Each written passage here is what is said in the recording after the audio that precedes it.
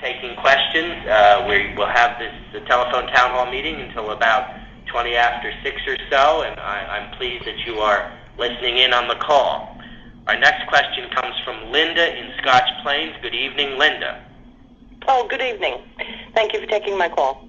Certainly. I have heard some things about the new jobs bill.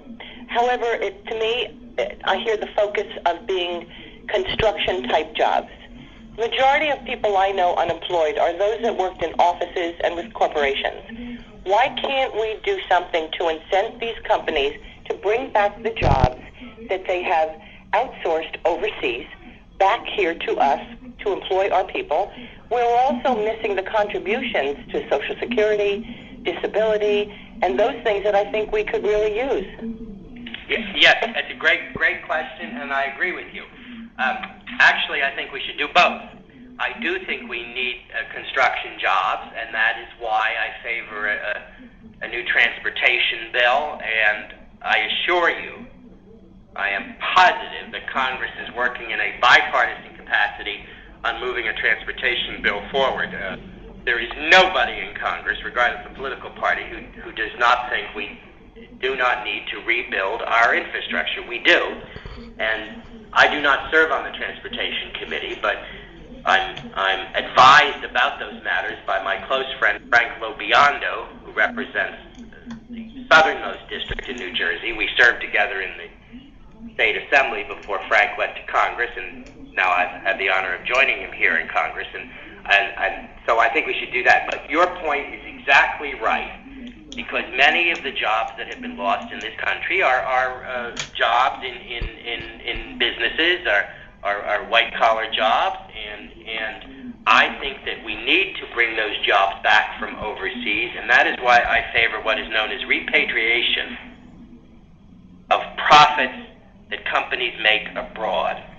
And there is strong support here in Congress for repatriating funds that have been earned abroad that are simply sitting on the sidelines now. Companies do not bring that money into this country to create American jobs because of our tax policies. And other countries, in their business tax structure, their corporate tax structure, permit repatriating money back to those countries without having an additional level of taxation in that country. Taxes already having been paid in the first country. So I think to bring back those jobs to America, and many people who are currently unemployed formerly had positions like that, we should repatriate profits from abroad. The Ways and Means Committee is working on that issue, and I would vote for repatriating profits from abroad if I saw that bill tomorrow. I think we should work in an expedited basis on that for the reasons you have suggested. Thank you for the question, Linda. If you're just joining me, this is Congressman Leonard Lance, and I'm holding a live telephone town hall meeting, and I'm taking as many questions as I am able to this evening. Our next question comes from Iris in Hillsborough. Good evening, Iris. Hello, Mr. Lance. Can you hear me? Yes, I can. Okay, great. New Jersey is one of the leading producers and implementers of solar power products. What can we do to prevent China from dumping solar products into this country for less than cost? Yes, thank you. I had a group in my office about 3 weeks ago on this very question. A person who was involved in a company that made solar power here. I think he's also involved in making solar power in Europe. And he raised the exact point you are raising about Chinese dumping. The U.S. Senate has passed a bill to penalize China for currency manipulation, and this, of course, is part of a larger problem.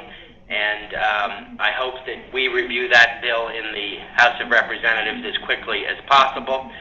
Also, this is the responsibility of our trade representative, Ambassador Kirk, Trade Representative Kirk, who I think was formerly mayor of one of the big Texas cities, maybe Dallas or Houston, and his office is working on this issue. I am aware of this problem based upon someone who was sitting in my office several weeks ago. I agree with you. Chinese dumping should not be permitted.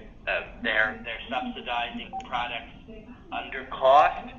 It's against the law, and as we move forward with China, as you know, has most favored nation status with the United States. Certainly we should not tolerate this. This requires tough negotiations with the Chinese, as well as perhaps action by both houses of Congress.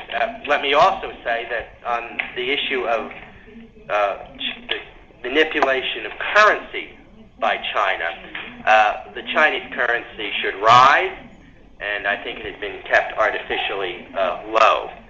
If you're just joining me, this is Congressman Leonard Lance, and I'm holding a live telephone town hall meeting this afternoon, and we're trying to take as many questions as possible from those who are listening in. If you would like to learn more about my position on these various issues, I hope you will visit my website at lance.house.gov. And on my website, you can watch my speeches on the floor of the House of Representatives. You will learn about what's occurring here in Congress. And I would also encourage you to sign up for my newsletter. If you would like to sign up to receive my e-newsletter, please press *0 right now on your telephone, and you will have signed up for my e-newsletter. I think this is a great way to be kept informed as to what's occurring here in Washington. Our next question comes from Leo in Flemington. Good evening, Leo. Good evening, Congressman Lance. Can you hear me? Yes, I can. Okay. My concern, well, I have various concerns, but I'd like to just concentrate on one question that I posed to your representative over the phone just before talking to you. As a veteran, I'm concerned about veterans' benefits and how the way the system is set up, it's not exactly favorable to the veterans, and especially those veterans that are coming back from conflict overseas that may be injured either mentally or physically. One topic came to question, and I want to see what your position is on this. I was recently tweeting on the internet, and I came across Survivor Me or some group like that, and they mentioned the fact that most veterans that are leaving the military and have mental or physical issues are not being orientated by the VA, the Veterans Administration, on their rights, their benefits, and how to process their claims. And that plus just the lag of the whole VA system for veterans more concentrated on denying than in trying to resolve issues and problems with the veterans and their families. So I would like to know what your stance is on that and what you propose to do maybe in the future regarding the Veterans Administration and especially our servicemen and their family. Thank you very much for the question. Before I answer it, let me say I want to thank you for your, as a veteran, and to all of those who are listening tonight on this call who are veterans. Thank you for your service to the nation, and to those who may have relatives who are currently in the military, young people serving us either here or abroad. My thanks to those who are currently serving and to their families, because as we all know, when someone is serving in the military, that person's family very often are involved as well. A bill has been introduced by the chairman of the committee that works on these issues, Chairman Jeff Miller of Florida. He's the chairman of the Veterans Affairs Committee, and it's a $3 billion Veterans Employment Bill, and it's called the Veterans Opportunity to Work Act, or the VOW Act. And it mixes a combination of current programs and adding new ones in an effort to make sure that roughly 400,000 veterans find jobs over the next 2 years. Jeff Miller is a friend of mine. He's a very distinguished member from Florida. He's the chairman of the committee, and he intends to hold hearings on his bill. And a similar measure has been introduced in the United States Senate by Senator Patty Murray of Washington, who is the chair of the Senate Veterans Affairs Committee. Senator Murray is a Democrat, and Congressman Murray is a Republican. In other words, this has bipartisan sponsorship.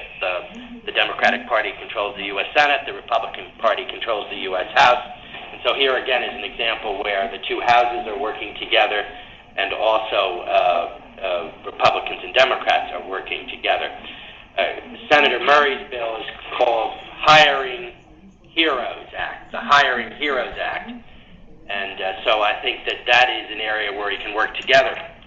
Also, in a related matter, we have to do more regarding those who return from Iraq and Afghanistan. And as you know, there are high rates of suicides from those who have served us, higher than any of us would like, and certainly we're trying to work in bipartisan capacity on that. Our next question comes from John in Scotch Plains. Good evening, John. Yes, good evening, sir.